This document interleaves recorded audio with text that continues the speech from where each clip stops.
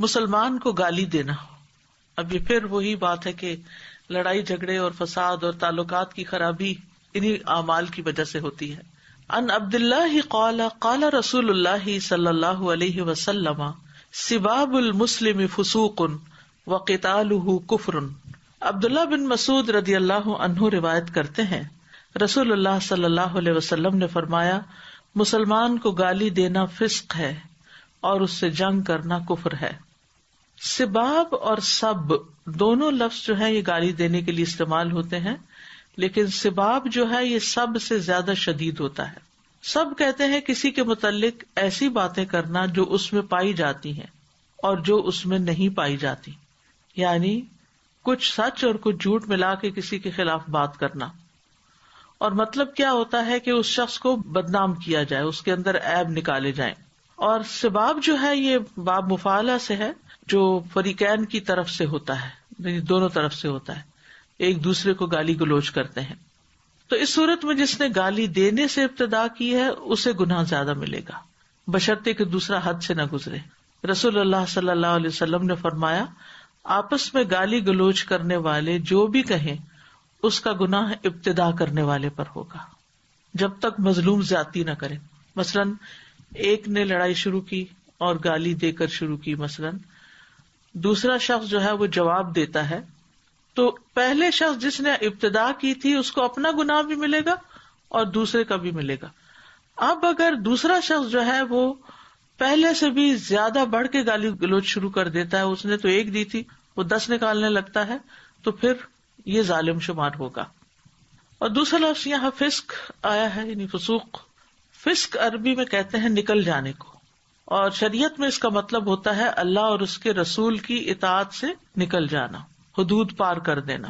اور یہ لفظ عصیان سے زیادہ سخت ہے، سنگین ہے.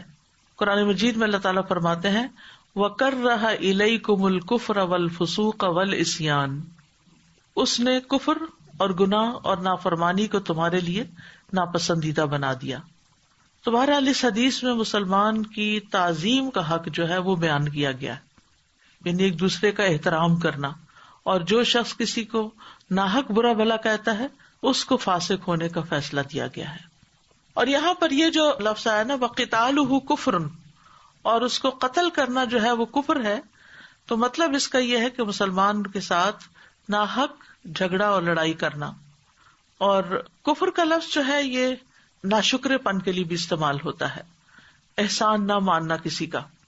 اور کفر کا مطلب جو ہے وہ احسان کی ناشکری کرنا ہے، جیسے وہ حدیث میں آتا ہے نا یکفرن العشیر، عورتوں کے بارے میں کہ وہ اپنے شوہر کی ناشکری کرتی ہیں.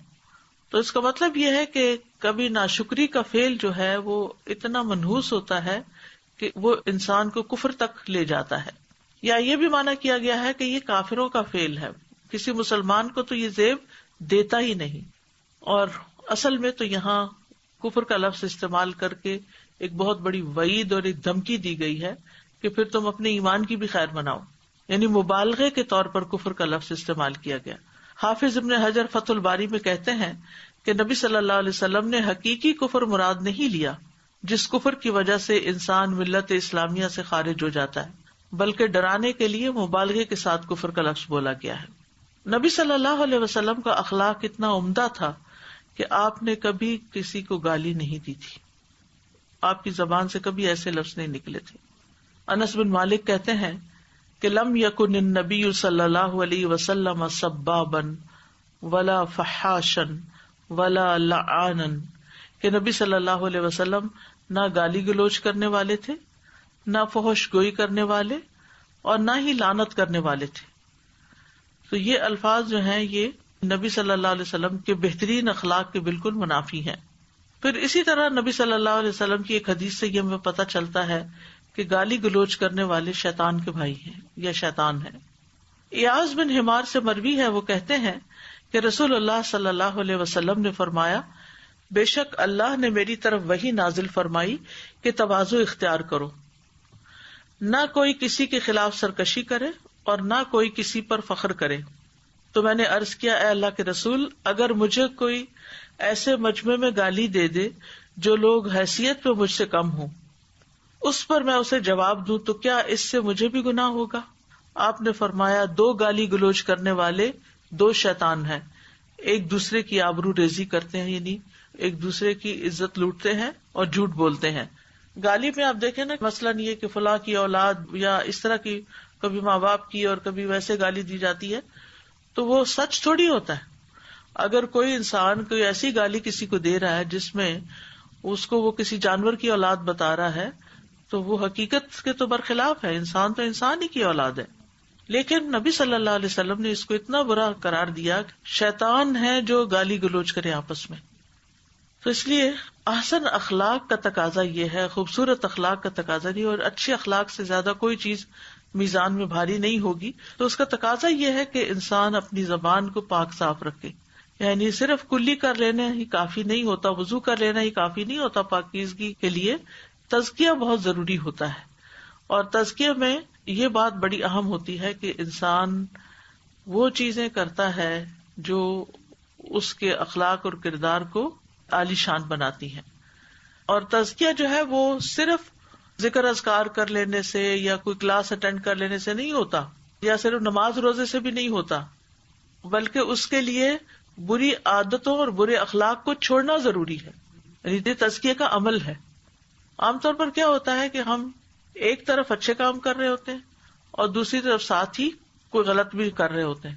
مثلاً کچھ لوگ بس تسبیح لے لیتے ہیں ہاتھ میں اور فحش مووی دیکھ رہے ہوتے ہیں، زبان سے تسبیح پڑھ رہے ہیں، یعنی وہ تسبیح پھیرتے چلے جا رہے ہیں، سبحان اللہ کہہ رہے، معلوم نہیں کس بات پہ سبحان اللہ ہو رہی، اور دوسری طرف سامنے اسکرین پر فحش سین، ننگی عورتیں یا ننگے مرد، اور ایسے ایسے سین جو کہ انسان کے اندر برے خیالات پیدا کریں۔ تو یہ تسبیح جو ہے یہ اس کا تزکیہ نہیں کر رہی۔ اسی طرح اگر ایک انسان ایک پورا سپارہ قرآن کا پڑھ کے پھر اس کے بعد قرآن بند کرتا اور ابھی ہاتھ میں ہی ہے کہ اپنے ہی بچوں کو گالی گلوچ کرنا شروع کر دیتا ہے یا اپنی بیوی کو برا بھلا کہنا شروع کر دیتا ہے، تو یہ عمل بھی تزکیے کے خلاف ہے اور انسان کو اس سے بچنے کی ضرورت ہے۔ ہم کوئی بھی لفظ جو منہ سے نکالتے ہیں وہ لکھا جاتا ہے۔ ما یلفظ من قول الا لدیہ رقیب عتید، کوئی لفظ اس کی زبان سے نہیں نکلتا مگر یہ کہ اس کو ایک حاضر باش نگران فرشتہ لکھ لیتا ہے۔ وَإِنَّ عَلَيْكُمْ لَحَافِظِينَ كِرَامًا كَاتِبِينَ، کرامن کاتبین جو ہے وہ فوراً لکھ لیتے ہیں، اور یہ مٹے گا نہیں، یہ قیامت کے دن نامہ اعمال میں تولا جائے گا۔ اور اگر یہ گالیاں زیادہ ہو گئیں تو ایسا نہ ہو کہ برائیوں کا نامہ اعمال جھک جائے اور انسان کے لیے ایک بڑی مصیبت آ جائے۔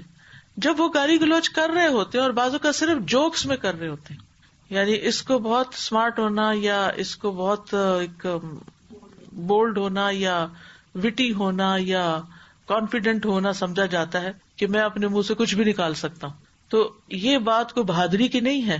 جب ان برے الفاظ کے اوپر شامت آئے گی تو پھر پتہ چلے گا، لیکن اس وقت پھر پلٹنے کا وقت نہیں ہوگا۔ اصل میں بچپن سے ہی بچوں کو نمبر 1 تو والدین جو ہیں وہ خود بھی گالی گلوچ نہ کریں، بچوں کو نہ کریں، سرونٹس کو نہ کریں، کسی جانور کو نہ کریں، کسی کے اوپر بھی نہ کریں۔ دوسرے یہ ہے کہ بچے اگر کریں، باہر سے سیکھ آتے ہیں تو ان کو دیر اینڈ دین منع کریں، اور پھر دوسرے اوقات میں یعنی گالی دینے کے علاوہ جو اوقات ان کے ساتھ کمیونیکیشن کریں اس میں ان کو سمجھانے کی ضرورت ہے۔ مجھے یاد ہے کہ میرے والد نے ہمیں بچپن سے ہی الفاظ کے استعمال میں اتنی کیئر کی اور اتنی شدت اختیار کی، غصے کو قابو میں رکھنا۔ بہت دفعہ گالی گلوچ غصے کی وجہ سے شروع ہو جاتا ہے نا۔ ان ابی ہریرہ رضی اللہ عنہ ان رسول اللہ صلی اللہ علیہ وسلم قال لیس الشدید بالسرعۃ انما الشدید الذی یملک نفسہ عند الغضب، کتاب الادب۔ ابو ہریرہ رضی اللہ عنہ سے روایت ہے کہ رسول اللہ صلی اللہ علیہ وسلم نے فرمایا، بہادر وہ نہیں ہے جو کشتی لڑنے میں غالب ہو جائے، بلکہ بہادر تو وہ ہے جو غصے کے وقت اپنے اوپر قابو پا لے۔ کچھ لوگوں کو غصہ زیادہ آتا ہے، کچھ کو کم آتا ہے، اور جن کو زیادہ آتا ہے وہ ان کے لیے ایک آزمائش ہوتی ہے، ایک امتحان ہوتا ہے۔ لیکن یہ ہے کہ کم آئے یا زیادہ آئے، اس کو کنٹرول کرنے میں ہی نجات ہے انسان کی۔ انس رضی اللہ عنہ سے مروی ہے کہ نبی صلی اللہ علیہ وسلم ایسے لوگوں کے پاس سے گزرے جو پتھر اٹھا رہے تھے، تو آپ نے فرمایا یہ لوگ کیا کر رہے ہیں؟ لوگوں نے کہا وہ اپنے جسموں کو مضبوط کرنے کے لیے پتھر اٹھاتے ہیں، یعنی ویٹ لفٹنگ کر رہے ہیں. تو نبی صلی اللہ علیہ وسلم نے فرمایا کیا میں تمہیں ایسا شخص نہ بتاؤں جو ان سے بھی زیادہ اسٹرانگ ہے، مضبوط ہے؟ وہ شخص جو غصے کے وقت اپنے نفس پر کنٹرول کر لیتا ہے، قابو رکھتا ہے. ایک اور روایت میں ہے کہ نبی صلی اللہ علیہ وسلم ایسے لوگوں کے پاس سے گزرے جو کشتی کر رہے تھے، ریسلنگ. آپ نے فرمایا یہ کیا ہے؟ لوگوں نے کہا اللہ کے رسول یہ فلاں پہلوان ہے جو ہر ایک کو پچھاڑ دیتا ہے. تو رسول اللہ صلی اللہ علیہ وسلم نے فرمایا کیا میں تمہیں ایسے شخص کے بارے میں نہ بتاؤں، یعنی ایسا پہلوان جو اس سے بھی زیادہ طاقتور ہو. یعنی آپ نے اس کی مثال سے کہ یہ سب نے اس کو طاقتور مانا ہوا تھا نا، تو اس سے بھی طاقتور کون ہے؟ وہ آدمی جس پر کسی شخص نے زیادتی کی اور اس نے اپنے غصے کو پی لیا، ظاہر ہی نہیں کیا، اس کا درجہ اونچا ہو گیا، اپنے شیطان پہ غالب آ گیا، اپنے ساتھی کے شیطان پہ غالب آ گیا. یعنی اس نے 3 کو پچھاڑا. یعنی ایک کشتی میں ایک پہلوان تو ایک کو پچھاڑتا ہے نا، ایک وقت میں 2 لوگوں کو تو نہیں پچھاڑ سکتا بیک وقت کہ 2 پہلوان اس کے سامنے ہوں اور یا 3 ہوں، سوال ہی پیدا نہیں ہوتا. لیکن یہ شخص جو ہے جو اپنے نفس کو کنٹرول کر لیتا ہے، تو اس نے کیا کیا؟ اپنے شیطان کو کنٹرول کیا. وہ جس نے غصہ دلایا تھا اور جس کے پیچھے شیطان لگا تو اس کے شیطان کو بھی مات دی، اور پھر وہ جو سامنے والا تھا اس کو جواب نہ دے کے اس کے مقابلے میں اخلاقی برتری رہی اس کی. تو اس سے یہ پتہ چلتا ہے کہ کچھ چیزیں انسان کے اندر کی ہیں، اندر کی مضبوطی جسے کہتے ہیں، یہ جسمانی مضبوطی سے بھی زیادہ ضروری ہے اور زیادہ فائدہ مند ہے. یعنی ایک ہے جسمانی قوت جس کے ساتھ لوگ کشتیاں لڑ کے ایک دوسرے کو ہرا لیتے ہیں، اور ایک ہے سیلف کنٹرول، اور ایسا پختہ سیلف کنٹرول کہ جس کی وجہ سے انسان بڑی سے بڑی بات پر صبر کر جائے. تو جو شخص غصے کے وقت یا غصے کی شدت کے وقت اپنے غصے کو پی جائے، یعنی پی جائے کا مطلب یہ کہ جیسے سورۃ آل عمران میں آتا والکاظمین الغیظ، غصہ پی جانے والے ہیں، یعنی اوپر بندھن باندھ لیتے ہیں، زبان سے ایک لفظ نہیں نکالتے. تو ایسے لوگ جو ہیں وہ سب سے طاقتور ہیں اور سب سے سخت دشمن پر بھی قابو پا لیتے ہیں.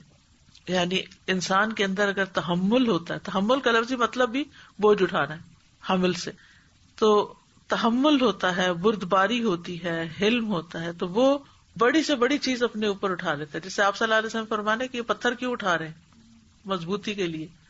تو وہ شخص کسی کی بہت بڑی گالی یا کسی کی بہت بڑی بات یا کوئی بہت بڑا نقصان اس کو اپنے اوپر اٹھا لیتے ہیں اور برداشت کر جاتے ہیں اور چوں بھی نہیں کرتے. تو غصہ پینا جو ہے یہ اللہ تعالیٰ کی محبوب صفت ہے. احنف بن قیس کہتے ہیں کہ ایک مرتبہ ان کے چچا رسول اللہ صلی اللہ علیہ وسلم کے پاس آئے اور عرض کیا مجھے کوئی ایسی بات کہیے جو مجھے نفع دے اور مختصر ہو تاکہ میں یاد رکھ سکوں. آپ نے فرمایا غصہ نہ کیا کرو.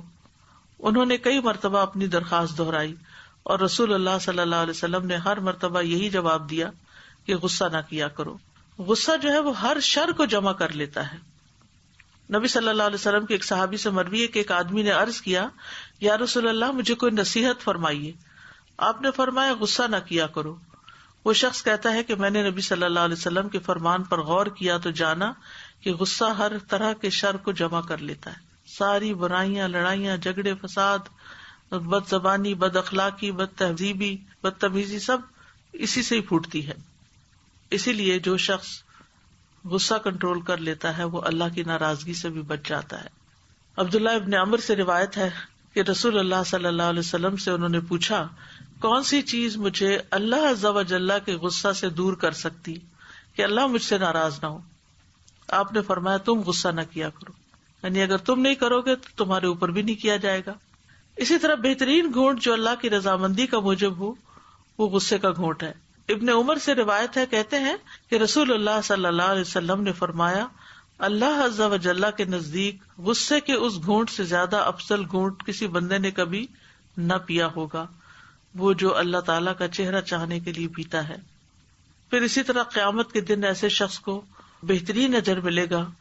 رسول اللہ صلی اللہ علیہ وسلم نے فرمایا جو آدمی اپنے غصے کو نافذ کرنے کے باوجود پی گیا، یعنی وہ دوسروں پہ نکال سکتا تھا، اللہ قیامت کے دن اس کے دل کو امیدوں سے بھر دے گا، یعنی اس کا خوف دور کر دے گا، اور یہ جنت میں داخلے کا بھی ذریعہ ہے. ابو درداء کہتے ہیں کہ ایک شخص نے رسول اللہ صلی اللہ علیہ وسلم سے کہا میری رہنمائی ایسے عمل کی طرف کریں جو مجھے جنت میں داخل کر دے. تو رسول اللہ صلی اللہ علیہ وسلم نے فرمایا غصہ نہ کرو تمہارے لیے جنت ہے. اور غصہ جو ہے وہ شیطان کی طرف سے ہے، اور شیطان آگ سے بنا ہے، تو غصے کے ذریعے وہ ہمارے اندر آگ بھڑکا دیتا ہے، جس کے نتیجے میں پھر ہمیں نہ اپنی زبان پہ کنٹرول رہتا ہے، اور بعض لوگوں کو تو اپنے ہاتھوں پہ بھی کنٹرول نہیں رہتا. وہ نہ دیکھتے ہیں کوئی ان سے بڑا ہے یا چھوٹا ہے، وہ جو چیز ہاتھ لگے اس سے دوسرے کی خبر لے لیتے ہیں.